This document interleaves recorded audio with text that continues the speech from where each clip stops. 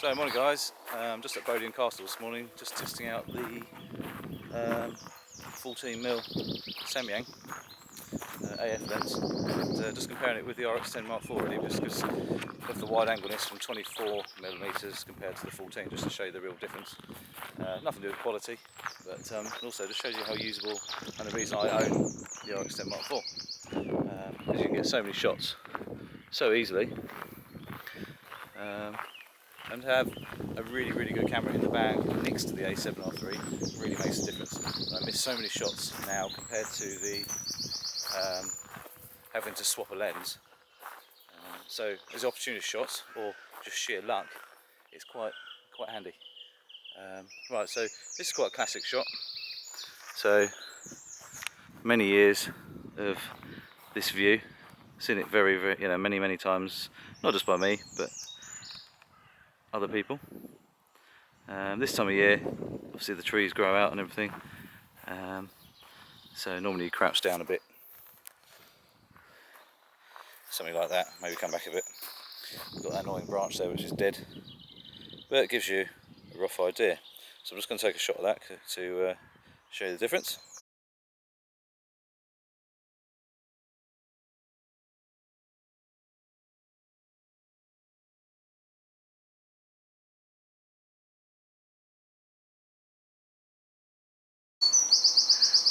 So on the RX10 Mark IV I had to stand back here just to get the tree, just about get the tree in and the castle. But now obviously I can move in considerably and still get the tree and everything in. So just shows you it adds a different usage and also a different angle of view. But you just got to be careful. If you've got anything small, it does become very small. But something like a castle, it's kind of cool. And if you look at it, the perspective's still pretty good.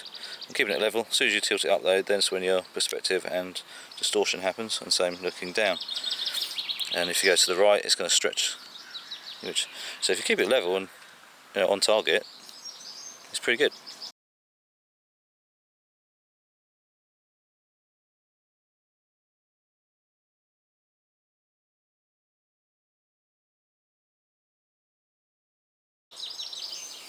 So back to the RX10 Mark IV. So the reason having the RX10 Mark IV is such a gain. If you're going out for the day and I'm thinking, right, I've got a wide angle lens on, 14mm, completely pointless for wildlife, unless it's something you can get really quite close to that's big. You're not going to be able to get anything. So if a bird lands in front of me on the moat, there's a pigeon flying over there, there's no chance I'm going to get it.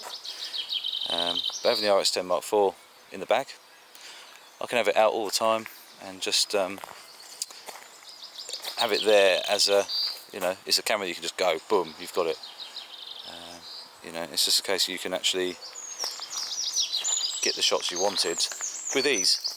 I mean, I don't miss not having the 150-600. One, in weather like today, which is quite dull, it was extremely difficult to not have to turn up your ISOs quite a lot to get the shutter speeds, where the RX10 is an f4. So in light like this I can still get, even at ISO 100, 1/600th of a second or 6/40th of a second, something like that, with ease. So yeah, you have to turn the ISO a little bit, but not the end of the world. Yes, that 1" sensor does gain a little bit of noise in crap light, but it's so usable generally. It's it's a small percentage of the shots that you can't really get easily, but 99% of the time it's amazing. But so this is how wide the lens is. So we're on the 14mm at the moment still. The castle is around about 70 feet away, maybe 80 feet away, and I can get the whole of the castle in, plus the footpath I'm walking down. So just shows you how good it is. And then typical, look, so just missed a fish jumping out of the water, eating flies. So if I swap to the RX10 Mark IV, I might have actually possibly getting a chance of getting that. That's 200 feet away. or thereabouts, maybe 150.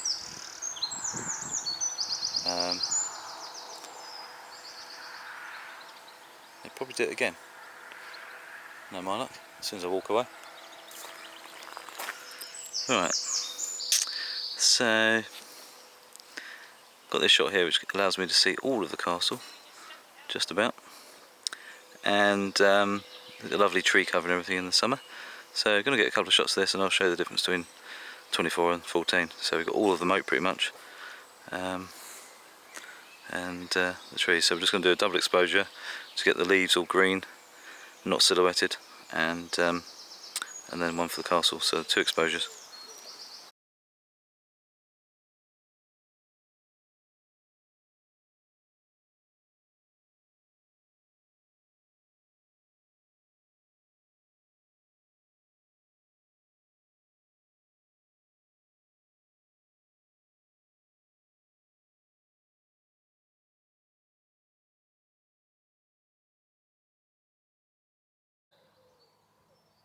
So the classic shot of Bodiam.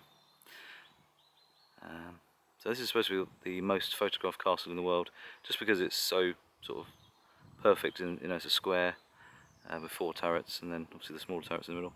But it's kind of like a sandcastle in terms of for a child to realise what the castle's like. Which is kind of cool. So this is 24mm, and I'll show the difference. So I'll just take a shot like this, and then we'll see the real difference between the really wide angle.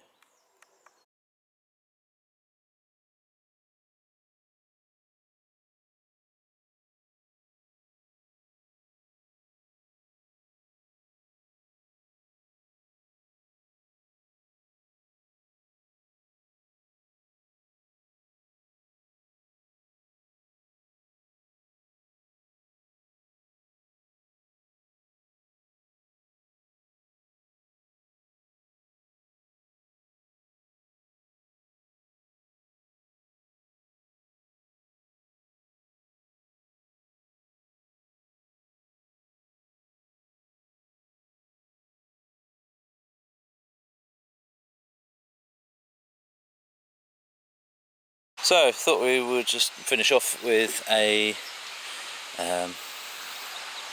sort of close focus test really. There's a few bugs flying around here, but there's also quite a bit of water droplets, things like that. So just thought we could see how close this will focus. It won't. So when I had the Sigma 15mm diagonal fisheye, that would focus down to, that would get that flower there in focus, no problem. This lens can't do that. I think it's around about half a metre or something. I'll have to double check on that, but it's a shame.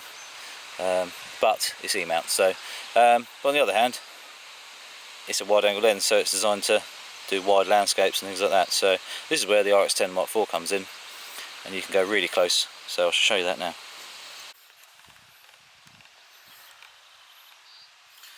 So we can now go at 24mm.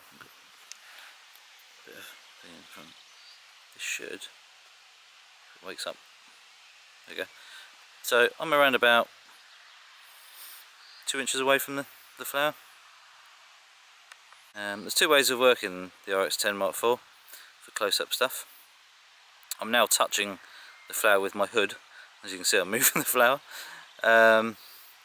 You can actually go at 24mm like that and get within a couple of inches, or you back right out to 92 centimeters and then zoom in and let it catch up. Actually, I'm probably not far enough away.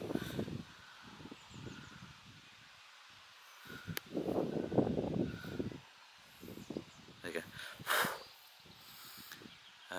There you go. So you can zoom in to 600mm from and be 92 centimeters away or so. Okay, might be able to get. No, that's it. I'm on the. Oh no, I thought it was on the limit. There you go. It'll still do it. So you get a lovely blurred background there. So there's 2 ways of doing close-up stuff. If I zoom out, you'll see how far away I am.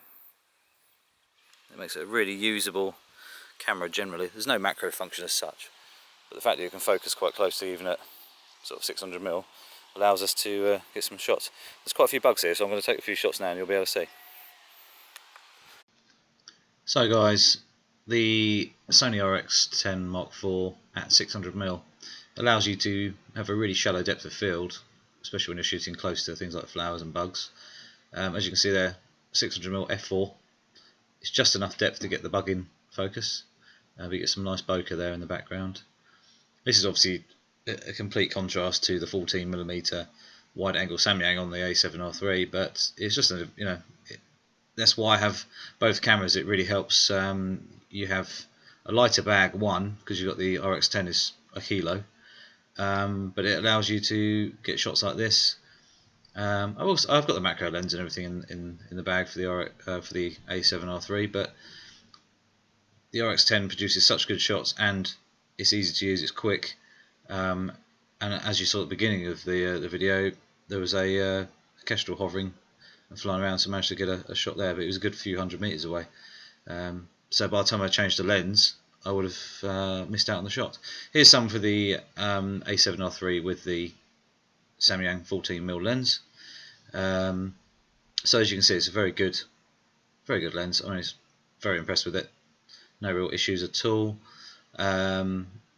Sharp, quick to focus. A couple of times it hunted very slightly in the wooded bit under the trees, where it didn't really know where to sort of focus onto, I suppose. But and I was also at f9, I think, so it did struggle. Typical mirrorless, slight issue there, but it's absolutely fine after a second of just a little beep, beep, in and out hunt. As you can see here, that's where the distortion happens, as you saw there. If you're aiming down and you've got something else in the shot, the castle's distorted heavily, but that's the nature of the wide-angle lens. This shot here, as well, straight out of the camera, really just converted to black and white. It was a really moody day, and as you can see, a bit more distortion there because I'm aimed over to the right-hand side and the castle's been distorted. Anyway, guys, that's it. I hope that was kind of helpful to open some eyes again for some people. So please subscribe, and please click the little notification bell. Please share it with your friends or other photographers. Come and say hello, ask some questions. I quite happily answer them if I can. The lens build quality, by the way, is very good. I'm very pleased with it. I don't know if it's weather sealed, don't think so, but landscape shots generally done in good weather. It hasn't got a large lens hood or anything, so if it's raining it's going to get wet, so I wouldn't bother using it out in the rain. Other than that, I shall see you soon.